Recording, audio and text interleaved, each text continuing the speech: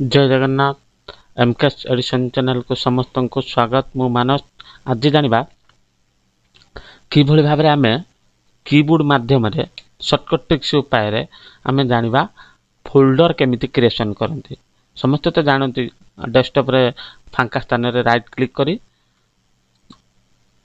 Click कले new को गले तापरे फोल्डर आमे क्लिक कर देले, किंतु एटा आमे शॉर्ट कट मेथड रे किभଳି भाबरे आमे करिवा।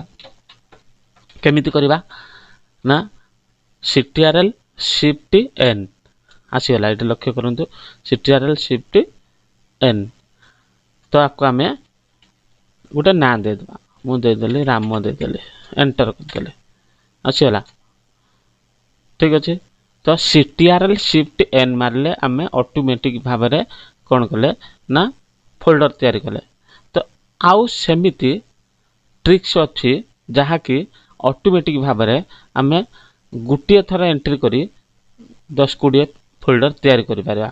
तो सेटा जानिबा समस्त कमेंट आसिला परे सही शॉर्टकट मेथड रे मु गुटिए फोल्डर तयारी करली आ परे परे ऑटोमेटिक भाबरे 10-20-15 जतटा चाहिबा आमे सेतरा फोल्डर तयारी करि पारिबा।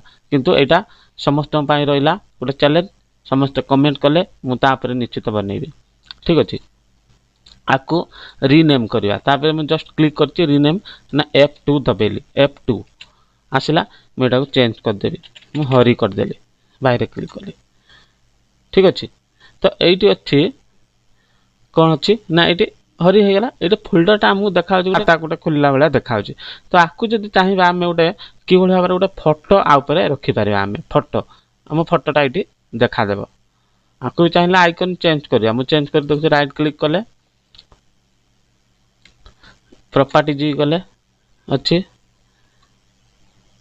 Customise change icon.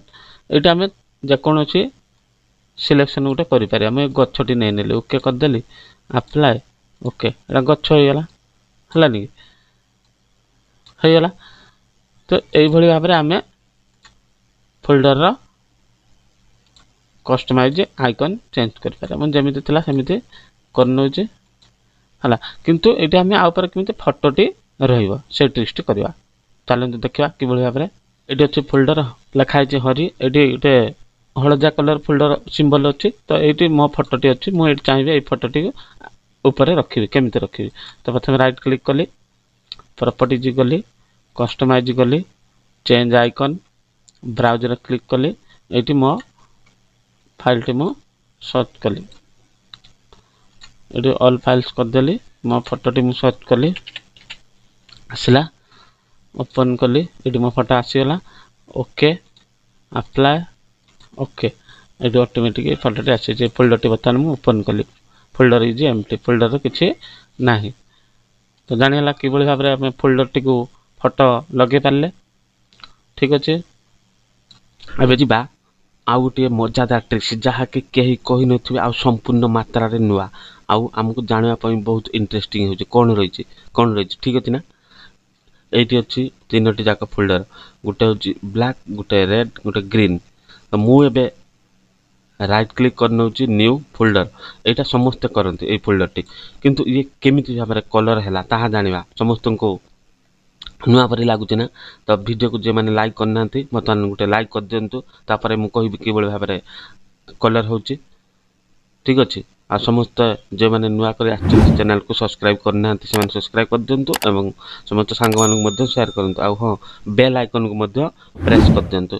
तो एई भली भाबरे नुआ नुआ ट्रिक्स मु नै आसीबी। ठीक अछि। तो केमिति जानिबा ना right click, change folder icon अछि, एटी जेकोसी कलर में एटी ब्लू कर दे पारबी, एटा ब्लू हे गेला।